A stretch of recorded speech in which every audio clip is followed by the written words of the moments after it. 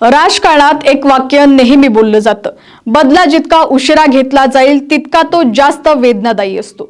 2024च्या विधानसभा निवडणुकीत ज्या एका नावामुळे बार्शीचे मातब्बर नेते राजेंद्र राऊत थेट सत्तेतून बाहेर फेकले गेले, आज त्याच राजेंद्र राऊतांच्या हातात देवेंद्र फडणवीसांनी सोलापूरचा रिमोट कंट्रोल दिलाय।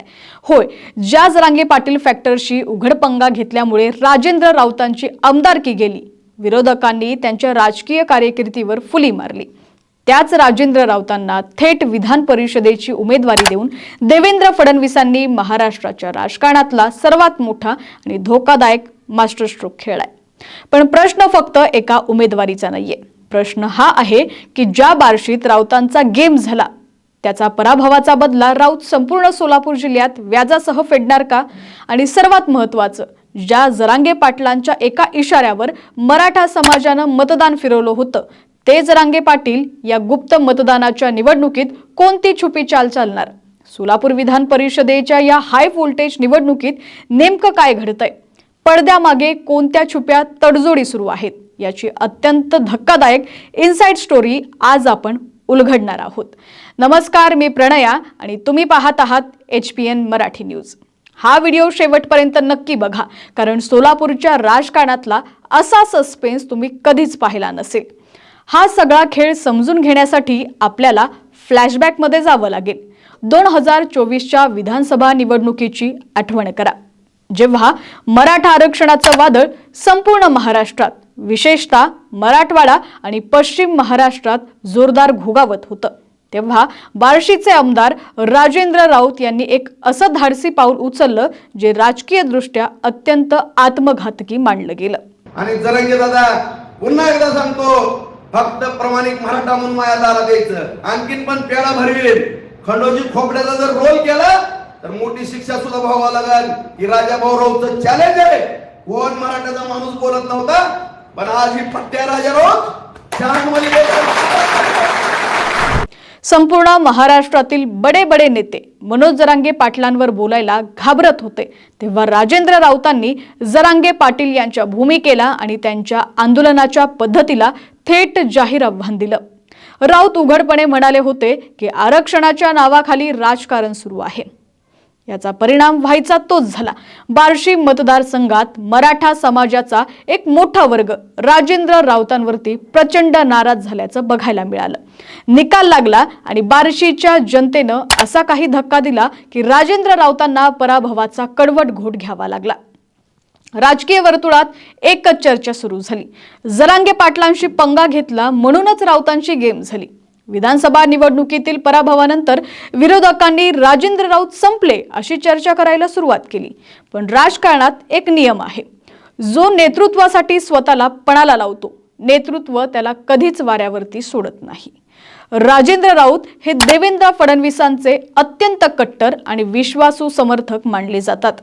जेव्हा संपूर्ण महाराष्ट्रात भाजप बॅकफूटवरती होती, तेव्हा राऊतांनी फडणवीसांची बाजू खंबीरपणे मांडली होती।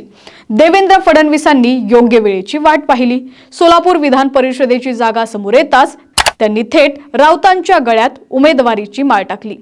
ही केवळ एका नेत्याची उमेदवारी नाही, तर ही फडणवीसांनी आपल्या निष्ठावंताला दिलेली राजकीय परतफेड आहे आणि विरोधकांना दिलेला थेट संदेश आहे की आमच्यासाठी जो लढेल त्याचं राजकीय पुनर्वसन कसं करायचं हे आम्हाला चांगलंच माहिती आहे। आता येऊयात मुख्य मुद्द्यावरती। ही निवडणूक सर्वसामान्य जनतेची नाहीये, म्हणजेच इथं लाखो नागरिक मतदान करणार नाहीत। मग मतदार कोण आहेत? तर सोलापूर जिल्ह्यातील नगरसेवक, जिल्हा परिषद सदस्य आणि पंचायत समितीचे लोकप्रतिनिधी। म्हणजेच हा पूर्णपणे नेत्यांची मतं मिळवण्याचा आणि स्थानिक संबंधांचा खेळ आहे।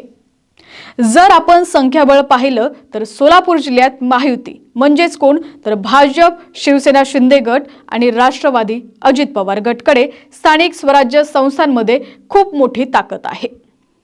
पंढरपूर असेल, मंगळवेढा, बार्शी, माळशिरस या भागात महायुतीचं स्पष्ट वर्चस्व दिसतं।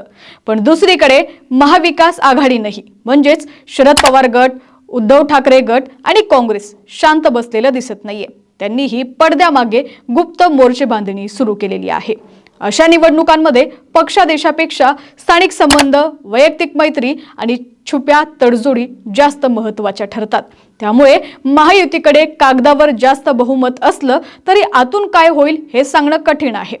आता येतो या निवडणुकीचा सर्वात मोठा आणि थरारक टर्निंग पॉइंट. मनोज जरांगे पाटील काय करणार? जरी या निवडणुकीत मतदार हे लोकप्रतिनिधी असले तरी एक गोष्ट विसरून चालणार नाही. या लोकप्रतिनिधींना उद्या पुन्हा जनतेत मतं मागायला जायचं आहे. सोलापूर जिल्ह्यात मराठा समाजाचं मतदान अत्यंत निर्णायक आहे. आज जे स्थानिक नेते मतदार आहेत त्यांच्यापैकी अनेक जण आपल्या भागात मनोज जरांगेंच्या प्रभावाला आणि मराठा समाजाच्या नाराजीला मनातून घाबरून आहेत. आता समजा जर मनोज जरांगे पाटील यांनी अंतरवाली सराटीमधून सोलापूरच्या मराठा लोकप्रतिनिधींना राजेंद्र राऊत यांच्या विरोधात मतदान करण्याचा छुपा किंवा उघड आदेश दिला तर सोलापूरच्या राजकारणात खूप मोठी उलटफेर होऊ शकते.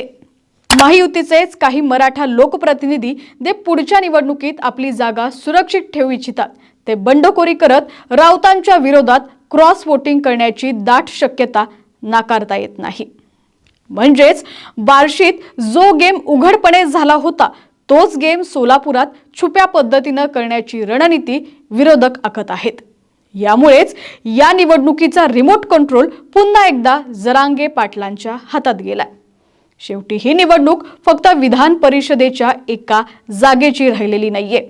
ही निवडणूक म्हणजे देवेंद्र फडणवीसांची प्रतिष्ठा आणि राजेंद्र राऊत यांच्या राजकीय अस्तित्वाची सर्वात मोठी लढाई आहे.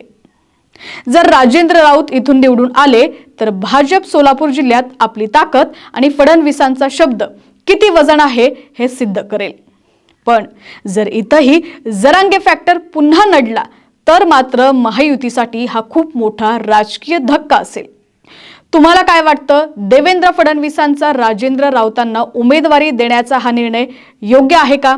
राजेंद्र राऊत विधान परिषदेवर गुलाल उधळणार की मनोज जरांगे पाटील त्यांचा रस्ता रोखणार? तुमचं मत कमेंट सेक्शनमध्ये नक्की कळवा. अशाच राजकीय घडामोडींसाठी पाहत रहा HPN मराठी न्यूज.